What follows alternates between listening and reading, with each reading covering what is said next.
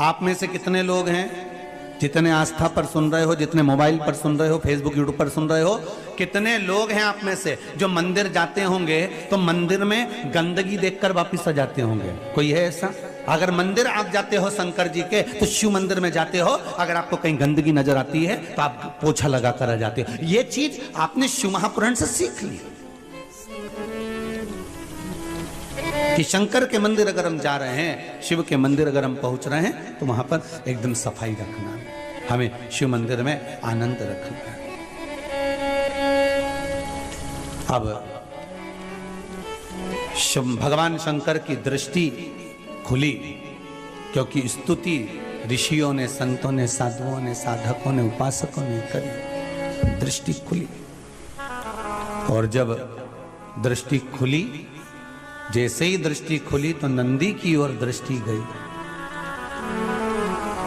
भगवान ओघड़दानी भगवान शंकर ने देखा नंदी को, आवाज लगाई, नंदी।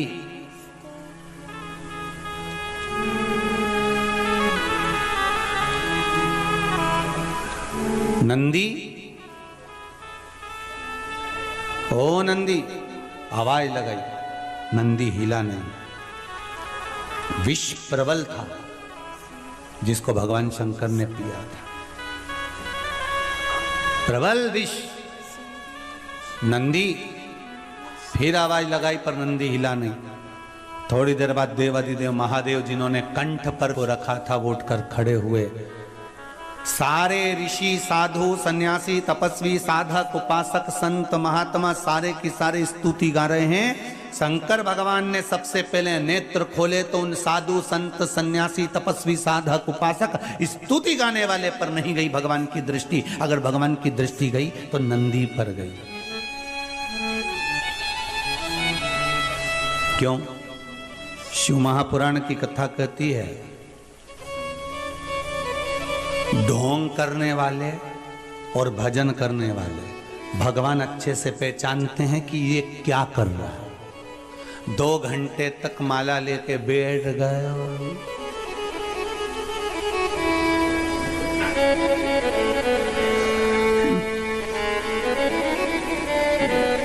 भगवान को मालूम है।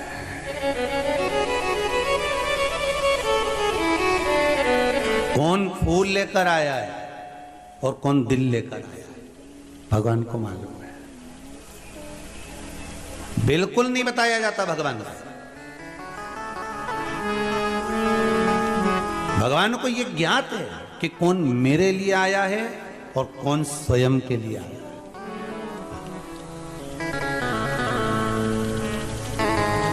एक बात जरूर कहूंगा, अभी शिव मंदिरों में जितनी तुम्हें भीड़ नजर आती है ना, ये दिखावे की भीड़ नहीं है, ये शंकर के गणों की भीड़ है, शिव के भक्तों की भीड़ है, ये शंकर के भक्तों की भीड़ है। ये दिखावे की भीड़ नहीं है शिव मंदिरों में। अभी जो तुम सोमवार के सोमवार दर्शन करते हो, शंकर भगवान के मंदिर में पशुपति व्रत होते हैं, सोमवार का आनंद होता है, लोग मंदिर में 5-5 दिए लगा कर जाते हैं, ये दिखावे की भीड़ नहीं है, ये दिल से जुड़े हैं भगवान शंकर से। इसलिए शायद मेरा भोलेनाथ, मेरा ओघड़ी, मेरा शंकर दिल से देता भी है।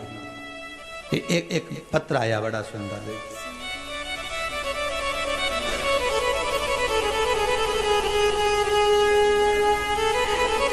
कुलदीप सेन, चिंतामन गणेश, उज्जैन से आया। कहीं बैठे होंगे आप ही हैं?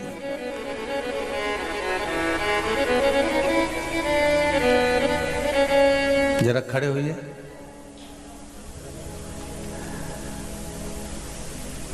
माइक दीजिएगा। आपने लिखा है कुलदीप जी कि शादी के लिए 3 वर्ष से घर के लोग परेशान थे, आपने लिखा है। हाँ लिखा था वो।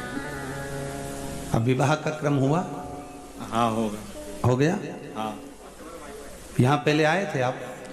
हाँ आए थे 22 तारीख, 22 अक्टूबर को आए थे। हाँ। और दूसरी बार अभी आए हो, जनवरी है।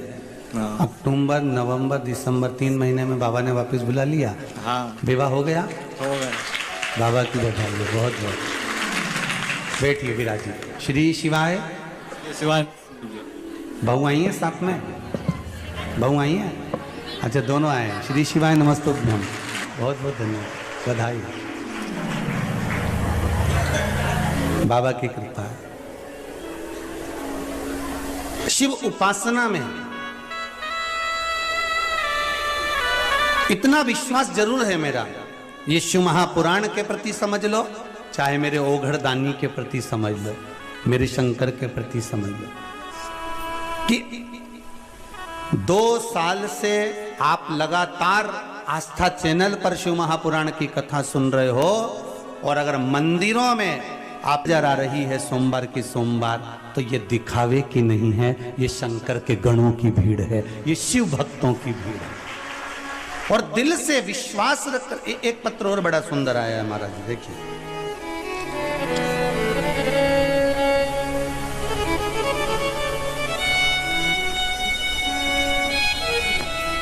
गुरुजी प्रणाम, में सुशीला पंचाल, मूसाखेड़ी, मयूर नगर, इंदौर से आई हूं। कहीं बैठे हैं क्या?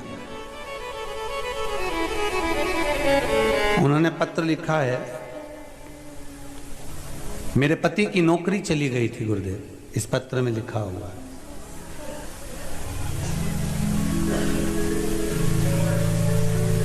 सोमवार की अष्टमी का 31 चावल के दाने, 31 बेलपत्र, 31 मूंग के दाने आपने चढ़ाने का उपाय बताया था।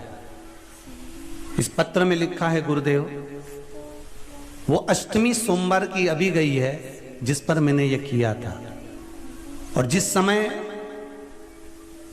नंदीश्वर पर मैं मूंग के दाने चढ़ा रही थी, तभी मेरे पति की नौकरी के लिए ऑर्डर आ गया और मेरे पति की नौकरी लग गई। ये पत्र में लिखा है। बहुत बहुत बधाई हो। ओघड़दानी की कृपा है इसमें, आप दिल से करो तो। आप बताओ, सोमवार की अष्टमी कब गई है? अभी गई ना? अभी करे, अब आप लोगों ने उसको अनुष्ठान करा होगा और बाबा से विनय ही करी होगी। आप दिल से इतना विश्वास रखो कि शिव मंदिर में जो भीड़ बड़ी है, शंकर के मंदिर में जो लोग जा रहे हैं, ये दिखावे के नहीं हैं, किसी के द्वारा भेजे गए नहीं हैं, ये शंकर को दिल में रखकर, शंकर के दरवाजे जाकर शंकर को दिल से रिझा रहे हैं। ये शिव के गण के स्वरूप है। ये शंकर की निंदा नहीं सुनने वाले में से, ये शिव की निंदा नहीं सुन सकते। ये शंकर के भगत हैं, शिव के उपासक हैं, शंकर के भक्तों के आनंद में, जैसे नंदी, भृंगी, श्रृंगी, ये सारे जो शिव के गण हैं, उन नामों में मुझे विश्वास है कि जो शंकर की स्तुति कर रहे हैं, शंकर का भजन कर रहे हैं, शिव महापुराण को नित्य श्रवण कर रहे हैं, ये मेरा विश्वास कहता है कि ये भी शंकर के गणों की गिनती में ही आएंगे। ये पीछे नहीं हटने वाले, ये शिव के अपने हैं, कोई दूसरे नहीं। नंदी भगवान शिव का ध्यान किसी पर नहीं गया, ना साधु पर, ना संत पर, ना सन्यासी पर, ना तपस्वी पर, ना साधक पर, ना उपासक पर। भगवान शंकर का अगर ध्यान गया तो सीधे नंदी पर गया। क्यों? क्योंकि भगवान को यह मालूम था कि ये स्तुति कर कर चले जाएंगे, पर सबसे प्रबल अगर किसी ने काम किया है, इन्होंने तो शिव जी के नेत्र खुले कब करी, क्योंकि मैंने विष पिया, पर इससे भी प्रबल अगर काम किसी ने करा है, संसार के लोगों को बचाने का काम करा है, तो ये जो नीचे बूंद गिरी है, इस बूंद को जो नंदी ने चाटा है, इसने सबसे प्रबल काम किया। स्तुति करने वालों से ज्यादा प्रबल है कर्म करने वाला।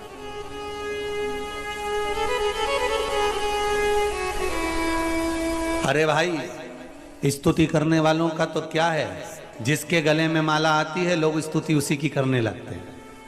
बोलो सही है कि गलत है? तुम्हारे नगर में, तुम्हारे क्षेत्र में, तुम्हारे मोहल्ले में जो एमएलए का चुनाव लड़ रहा है, जो सांसद का चुनाव लड़ रहा है, जो मंत्री का चुनाव लड़ रहा है, जो अध्यक्ष का चुनाव लड़ रहा है, जो उपाध्यक्ष का चुनाव लड़ रहा है, कोई पार्षद आदि का चुनाव लड़ रहा है, तो जो जीत गया, सारे घर के लोग, परिवार के लोग, मोहल्ले के लोग, नगर के लोग पहले दूसरे को माला पहनाते थे, वो हार गया, उसको ना पहना कर किसको पहनाएंगे? जो जीत गया उसको। और उसके बाद भी अगर कोई दूसरा जीतता है तो लोग उसको पिनाएंगे, उसके बाद भी कोई दूसरा जीतता है तो लोग उसको पिनाएंगे, फिर उसकी स्तुति करेंगे, उसका गुणगान करेंगे, उसका भजन करेंगे कि उसने ऐसा कर दिया। अरे स्तुति मेरे शंकर कर रहे हैं, मेरे ओघड़दानी, मेरे त्रिकालदर्शी, मेरे कैलाशी, मेरे शंभू कर रहे हैं। स्तुति और माला तो ये मिल सकती है, मना नहीं। वो कितने समय की होती है? थोड़े समय पर गुणगान भगवान का जो कर्म करा है नंदी ने, वो कहने के लायक नहीं, हृदय से लगाने के लायक है। और भगवान मेरा ओघड़दानी, मेरा त्रिकालदर्शी, मेरा कैलाशी, मेरा शिव उठा, और मेरा शंकर, मेरा ओघड़दानी, मेरा शंभू, मेरा त्रिकालदर्शी, मेरा कैलाशी। और एक निवेदन आपसे करें, जैसे हम कहते हैं ना कि मेरा शंकर, ऐसा आपको भी दिल से कहना चाहिए, जम के बोलो मेरा शंकर। एक ही तो है जिसको अपन मेरा कह सकते हैं, बाकी के तो सब मतलब के यार हमने देख लिया। झूठे नाते झूठे रिश्ते, अरे झूठा है संसार हमने देख लिया। ये हम एक ही को तो अपना कह सकते हैं। किसी किसी को इसमें भी लगता है कि गुरुजी मेरा शंकर क्यों कहते हैं, उनका है क्या? तो तुम छाती ठोक के कहो कि मेरा है, तुम भी कहो।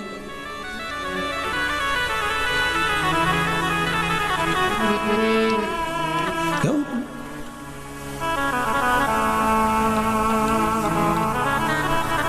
और हम तो कहें मेरा है बस मेरा है वो ओघड़दानी, मेरा है, मेरा है बस मेरा है वो ओघड़दानी, मेरा है।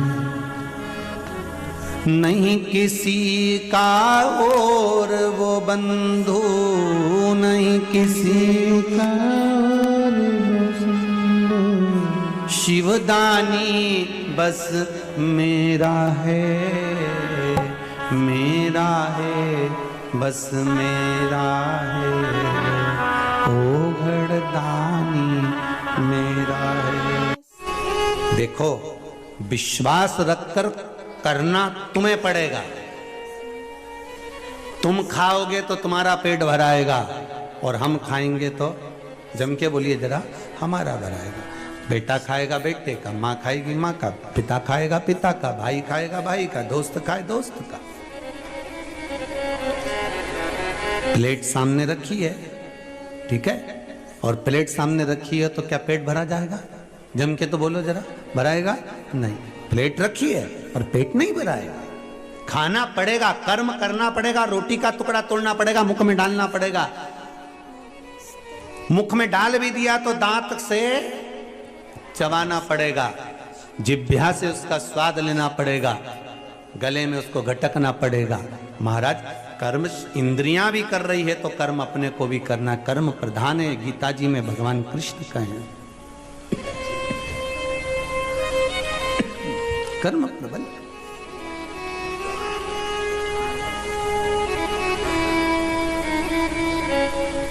और कर्म की प्रबलता, कर सेवा तू लगन लगा के, मन में सच्चा भाव जगा के। कर्म प्रबल करो। भगवान शिव गए नंदी के पास में, और नंदी के गले में बैया देकर शंकर भगवान ने कहा नंदी के कानों में, उठो नंदी उठो।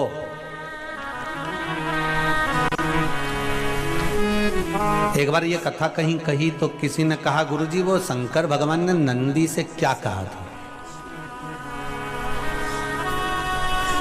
तो ये तो नहीं मालूम कि नंदी से क्या कहा था, पर इतना जरूर कहा होगा, श्री शिवाय नमस्तुभ्यं, श्री शिवाय नमस्तुभ्यं, श्री शिवाय। नमस्तुभ्यं। ये चेतना दे देता है मन को। जनमानस को चेतना प्रदान कर देता है ये मन।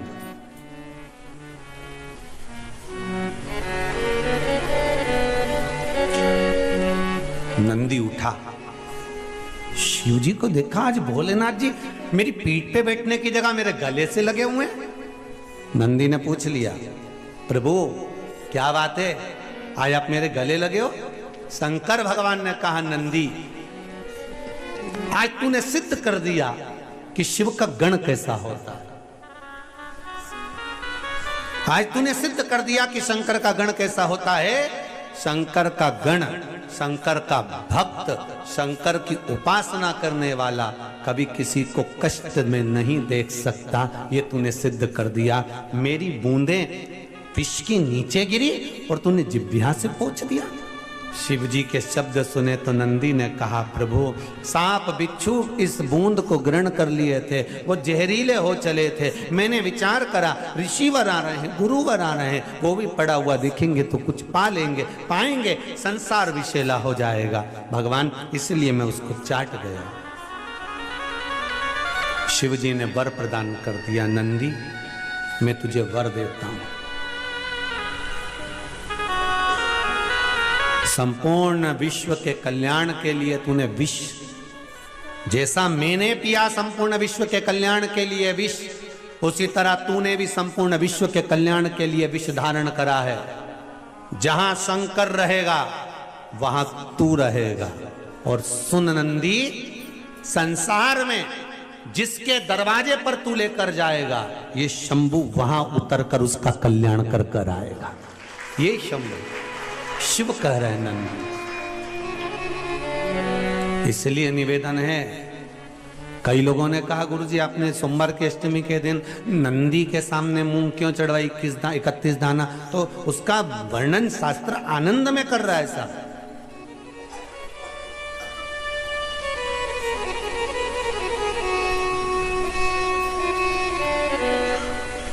कितना वो तुम तो नंदी पे भी जान दो, तुम तो अभी अपने यहाँ जैसे दूल्हा दुल्हन की शादी हो ना, छोरा छोरी की, तो जब छोरे की शादी होती है ना, तो जब वो घोड़ी पे चढ़कर जब दूल्हा बनकर जाता है, तो तुम तो नंदी के सामने मूंग की बात करते ना। घोड़ा घोड़ी पे जो चढ़ के जाए तो उसको चने की दाल गला के खिलाए। तो अब तुम वो दूल्हे की माँ से पूछो, क्यों रे माता जी, काकी जी ने, बुआ जी, तुमने इसको चने की दाल क्यों खिलाई? नहीं पूछो वो घोड़ी के क्यों खिलाई, वह घोड़ा के क्यों खिलाई? पूछा जाए जरा कि उस घोड़ा घोड़ी के चने की दाल क्यों खिलाई? तो क्या इसलिए खिलाई कि मेरा छोरा घोड़ी पे चढ़कर जाएगा, जिसके दरवाजे पर जाना है, इस चने की दाल को मैं खिलाकर भेज रही हूं कि कहीं इधर उधर उधर उधर पड़ा हुआ सामान ना खाकर मेरे छोरे को लक्ष्य तक लेकर जाना और जिसके द्वार जाना है वहां तक पहुंचाना। हमने नंदी पर 31 मूंग क्यों चढ़ाए? कि शंभो मेरे हृदय की बात को याद रखना भोलेनाथ, मेरे नंदीश्वर भगवान, मेरे चित्त में जो मन में चल रहा है इसको लक्ष्य तक पहुंचाना, और आप ही हो जो शंकर को मेरे दरवाजे तक लेकर आ सकते हो, इसलिए मूंग चढ़ाए।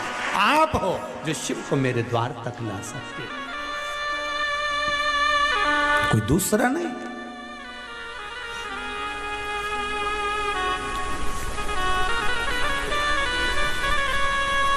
नंदी को गले से लगा दिया। कितना फलित, कितना आनंदित होंगे। इसलिए शायद शिव महापुराण की कथा कहती है, शंकर का अनुमोदन करता है, शिव महापुराण वर्णन करती है, स्कंद पुराण में शंकर का पावन चरित्र कहता है। स्वयं भगवान शिव की लीला करती है कि एक बार रावण लंकाधिपति कुबेर को जीत कर आ रहा था, और रावण लंकाधिपति जब कुबेर को जीत कर आ रहा था, तभी बीच मार्ग में भगवान नंदीश्वर दिख गए, कैलाश पर गए, और नंदी को देखा तो हंस दिए। नंदी को देखकर हंस रहे कि ये बताओ, नंदी का मुख देखो, शरीर मनुष्य का है और मुख बेल का लगा हुआ है।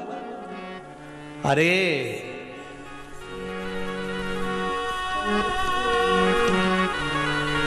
जब ये नंदी हुए थे ना, पृथ्वी से प्रगटे थे, सुंदर बालक थे, बड़े सुंदर, इतने सुंदर थे, इतने सुंदर थे।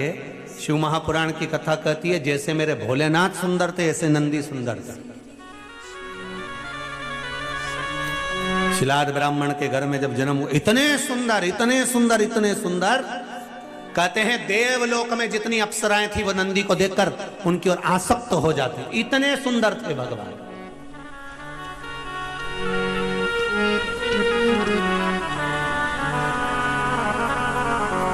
अब लोग कहते हैं ये गणों ने कोई सी पुस्तक लिखी है क्या? हमारे यहाँ तो पढ़े लिखे लोग पुस्तक लिखते हैं, पर शंकर भगवान के गण कोई पुस्तक लिख सकते हैं क्या? कोई आंखों से 4, कोई मुंडा से 5, कोई 6, कोई का पाँव नहीं, कोई का हाथ नहीं, कोई का पेट नहीं, कोई की छाती नहीं, ये कोई पुस्तक लिख सकते हैं? हाँ, शंकर भगवान के गण नंदी ने एक पुस्तक लिखी जिसका नाम था कामशास्त्र।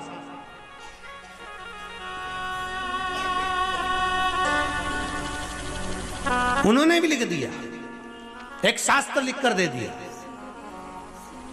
देवलोक की अप्सराएं, देवलोक की देवताओं के धाम में निवास करने वाली अप्सराएं नंदी को देखकर इतने आनंद में, इतना सुंदर बालक, इतना सुंदर बालक, इतना सुंदर बालक, बस इतना सुंदर जितने मेरे देव अधिदेव महादेव सुंदर, क्योंकि शंकर का ही तो एक स्वरूप है नंदी। जितने शिव सुंदर, कर्पूर गौरम करुणावतारम संसार सारम भुजगेवा सदा संतं विजयार वंदे भवं भवानी सहितं। इतने सुंदर हैं जो कर्पूर गौरव, कर्पूर के स्वरूप की तरह। नंदी भी इतने सुंदर, मेरा शंभु भी इतने सुंदर, मेरा विश्वनाथ, मेरा महाकाल राजा, मेरा कैलाशी, मेरा कुबेर भंडारी, मेरा कुबेरेश्वर महादेव इतना सुंदर।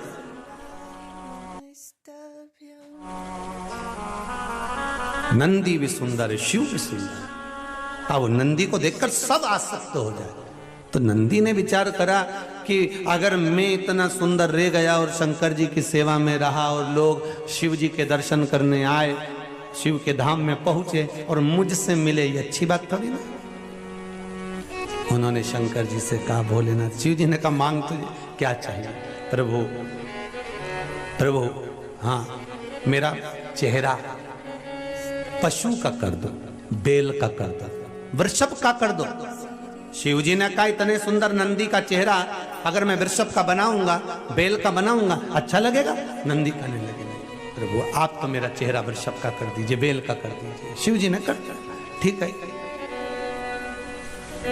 जितने गण तुमको पीछे फोटो में दिख रहा है, जितने, एक भी सही साथ ठिकाने का दिख रहा है?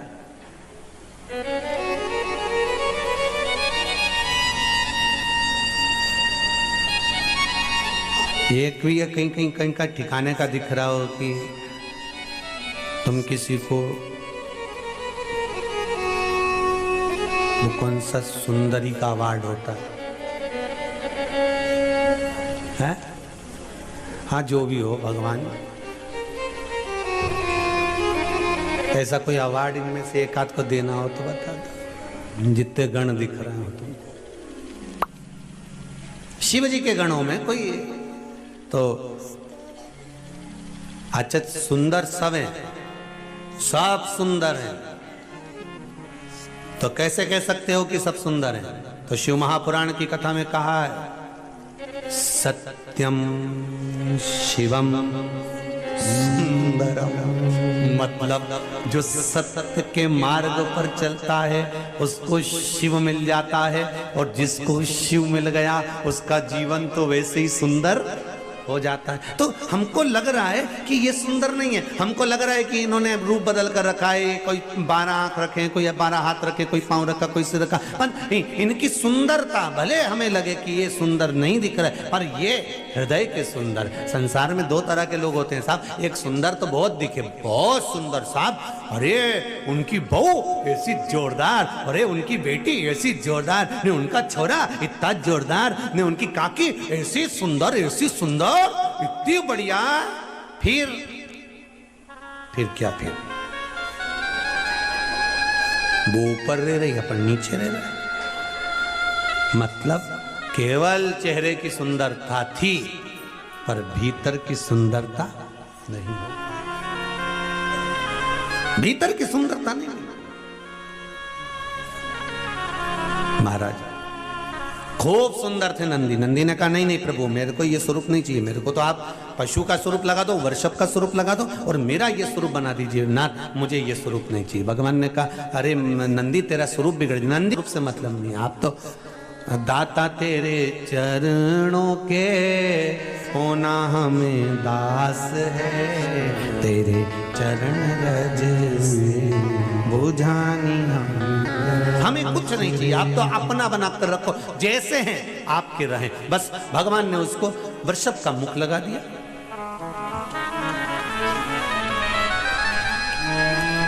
नंदी का मुख, बैल का मुख लगा दिया। महाराज सामने से लंकाधिपति रावण आ रहे थे, और कहां से आ रहे थे? कुबेर को जीत कर। अब कुबेर पर आक्रमण कर कर, कुबेर पर विजय प्राप्त कर कर, कुबेर को जीत कर आ रहे थे, तो इनके भीतर अहंकार आ गया, लंकाधिपति रावण के भीतर अभिमान। जब कोई जीत कर आता है ना कुछ जीत कर आए, भले चाहे तुम चुनाव जीत कर आओ, चाहे पद जीत कर आओ, चाहे कोई वस्तु जीत कर लाओ, चाहे कोई सामग्री जीत कर लाओ, चाहे तुम कुछ भी।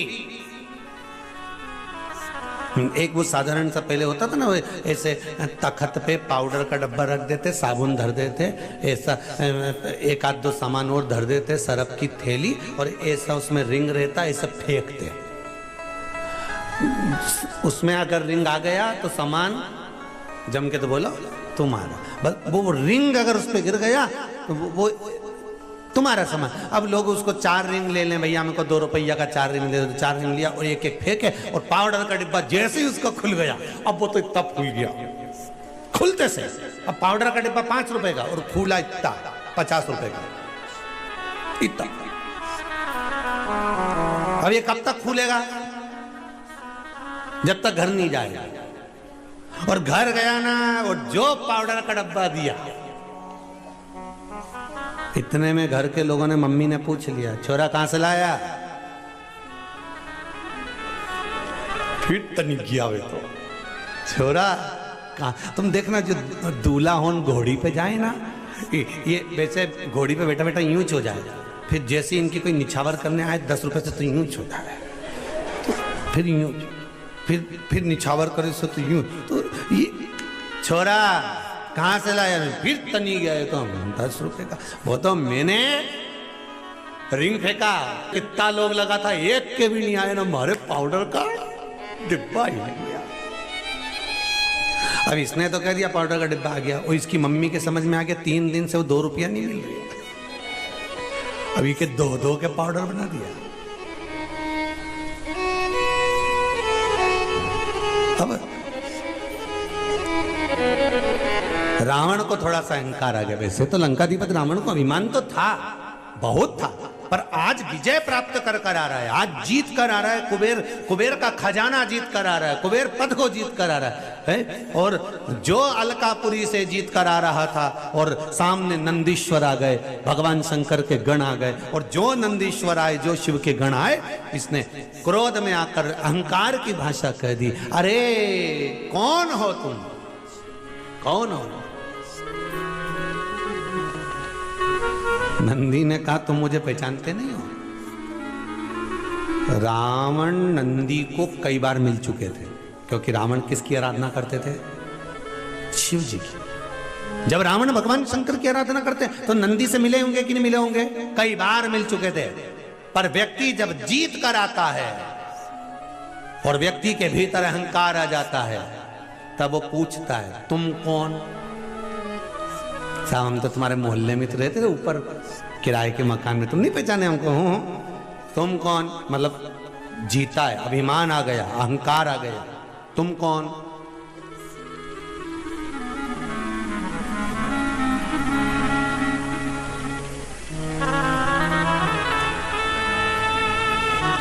हम तो आपके ही मोहल्ले में रहते हैं, हम तो आपकी कॉलोनी में रहते हैं, आपके क्षेत्र में रहते हैं, और आप तो हमारे यहाँ 2-4 बार आके चाय भी पी के गए, और तुम ही पूछ रहे तुम कौन? अब रावण के नंदी से तुम कौन? तो नंदी ने कहा लंकाधिपति लंकेश, क्या तुम भूल गए मुझको? शिवगण नंदी हूं मैं। इतने में लंकेश के मुख से निकल गया, हंसकर ठहाका लगाकर रावण ने कहा, रावण संहिता में लिखा है, आप पढ़ सकते हो। रावण संहिता में लिखा है कि लंकाधिपति रावण ने ठहाका लगाया, हंसा और हंसते हुए कहा, जरा अपना मुख देखा है तुमने?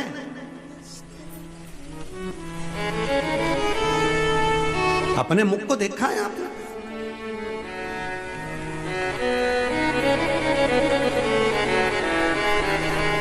बहुत अंतर है महाराज। जो बार बार मुख दिखाने की बात करे ना, वो रावण है, और जो स्वयं अपना मुख दर्पण में देख ले, वो दशरथ है। दशरथ जी ने सिंहासन पर बैठकर दर्पण बुलाकर अपना मुख देखा था, और देखा कि मेरे बाल श्वेत हो गए हैं। दर्पण दशरथ जी ने जो खुद का मुख देखा वो दशरथ हैं, जो स्वयं का मुख देखे वो राम है, जो स्वयं का मुख दर्पण में देखे वो कृष्ण है, जो दर्पण में स्वयं अपना मुख देखे राम, वो दशरथ हैं, और जो दूसरे को मुख देखने का कहे वो रावण और कंस हैं। जैसे रावण ने कहा, विभीषण को भी कहा था, तुम मेरा होकर मुझे ज्ञान देता है, जा जरा दर्पण में मुख देख अपना। और रावण ने नंदी को भी कहा था, शंकर भगवान के गण को भी कहा, जा जरा दर्पण में मुख देख। जो बार बार दूसरे को मुख देखने का कहे, दूसरे पर उंगली उठाए, जरा मुख देख करा, जरा मुख देख करा, समझ लेना वो रावण ही हो सकता है। दूसरे पर उंगली उठाने से पहले, दूसरे पर अपशब्द कहने से पहले, दूसरे पर ताना देने से पहले, दूसरे को गाली देने से पहले, दूसरे पर अपशब्द कहने से पहले, दूसरे पर लांछन लगाने से पहले, दूसरे को वाणियों से अपशब्द कहने से पहले अपने भीतर झांक कर देखो कि तुम कैसे हो। दूसरे को दर्पण देखने का कहते हैं रावण। रावण कह रहे नंदी को कि जरा दर्पण में मुख देख कर आ। रावण ने विभीषण को भी कहा था कि जरा दर्पण में मुख देख कर आ। वो रावण राक्षस है, असुर प्रवृत्ति का है।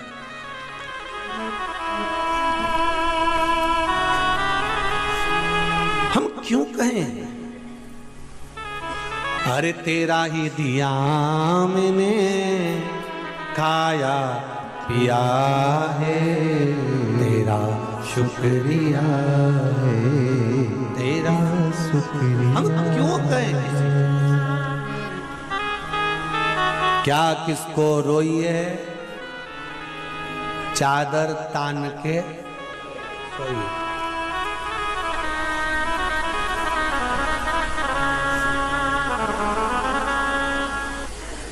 एक भक्त आया था आगरा से, 3 इधर चिपका गया, 3 इधर चिपका गया। एक में लिखा है तेरा क्या होगा रे कालिया।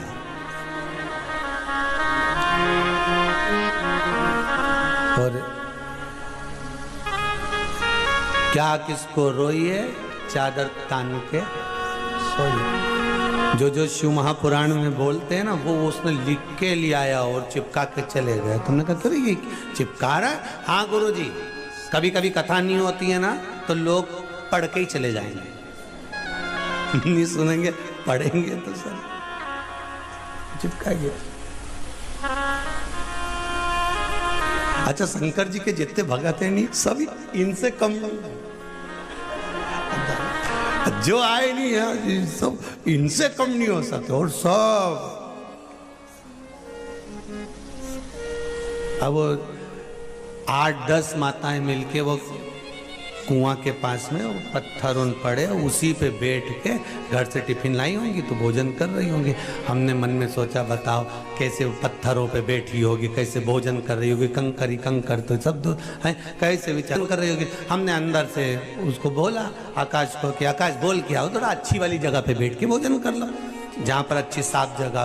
तो वो तो कह नहीं, तो सब चल तो सब चल। अब मन ऐसा दुख है कि एक आध लड्डू लुढ़क गया, मान लो कभी कभी हो जाता है उसमें। वो एक बार वो कहाँ, वो नर्मदा जी का तट बड़वानी का खलघाट, वहाँ खड़घाट साइड कथा हो रही थी और जजमान बोले कि गुरुदेव गुरुदेव, हमने कहा क्या है, तो कहे गुरुजी यहाँ पर अपन सब मिलके, हमारा मन है कि सारा कार्यकर्ता मिलके यहाँ पर दाल बाफला बनाए, दाल बाटी बनाए। ठीक है बना ही लो, और बनाओगे नर्मदा जी का घाट, माई को भोग लग जाएगा, भोजन कर लेंगे, कोई बात नहीं, बनाओ। अब उन्हें शाम पड़ा, बाफला उन बनाया और बाफला बनाने बढ़िया सिखाकर बढ़िया जोरदार तैयार, और जो तैयार ने सब जो खाना पड़े बाफला। एक बाजू में बैठा था मही का सरपंच साहब, और जो बाफला उसके पास आया और जो उन्हें बाफला के तोड़ा, और तोड़ते सी उनमें बाली बाल निकला, ढेर सा। अब बाली बाल निकला, अब जो बाल निकला तो बापरा घबरा गया, बाफला में बाल। अब सबके लगा कि यहाँ तो कुछ गड़बड़ हो गया। अब ये तो बोले गड़बड़ हो गया, पर हमने जिसने बाफला बनाया उससे पूछा इधर है बाफला में बाल कहाँ से आया इतना सारा। तो क्या एक बाफला हम बना के ऐसे रखे थे, वो लुढ़क गया तो आगे गया, तो हम गए तो हमने कहा भगवान का चमत्कार हो गया, एक की जगह 2 बाफला मिल गया। तो हमने कहा 1 से 2 कैसे हो गया, यही तो समझ में नहीं आया। नरब्दे हार, एक की जगह 2 बाफला हो गया। हमने कहा जरूर किसी बच्चे की बेचारा की जमाल उतारी होगी, लोया में भरी होगी, उसका गोला बनाया होगा, उके धरा होगा, और ये गया तो उके भी उठा के उबाल दिया होगा, गोला में खा ले। हे राम, अब ये तो समझे चमत्कार हो गया। नरब देहार 2 बाफले घर और इनके बने लोए तेरे शंभु। भगवान अब इनने ठीक जहां तुम्हारी मर्जी पड़े, शंकर कंकर शिव आनंद रहना। हर हर महा। अब नंदी को देखकर लंकाधिपति रावण को थोड़ा सा अभिमान जो आया, और अभिमान के शब्द कह दिया, अहंकार के शब्द। जरा दर्पण में मुख देख करो, जाओ जरा दर्पण में मुख देखो, दर्पण में अभिमान के शब्द। नंदी को क्रोध आ गया और नंदी ने कहा, अब देखो नंदी शिव के साथ रहते हैं, तो नंदी भले वृषभ का मुख लगा हो पर हृदय निर्मल है महाराज। सत्यम शिवम सुंदर। नंदी सुंदर है। जो शंकर की आराधना करने वाले होते हैं ना, शिव का भजन करने वाले होते हैं, शिव की आराधना करने वाले होते हैं, शंकर का स्मरण करने वाले होते हैं, शिव तत्व को जानने वाले होते हैं, शंकर के मंदिर जाने वाले होते हैं, शंकर पर 1 लोटा पानी चढ़ाने वाला, 1 बेलपत्र चढ़ाने वाला, शिव का अभिषेक करने वाला, शंकर का अनुमोदन करने वाला जो होता है, वो भीतर से, बाहर से कैसा भी दिखे जब, पर भीतर से वो निर्मल होता है, उसके भीतर कपट नहीं हो सकता।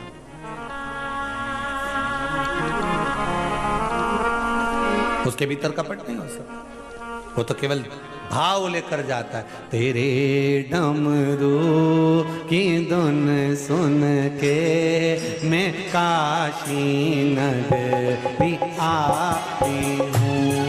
तेरे डमरू की धुन सुन के मैं काशी नगरी आई हूँ। तेरे डमरू की धुन सुन नगरी आई हूँ। तेरे डमरू की धुन सुन के मैं काशी नगरी आई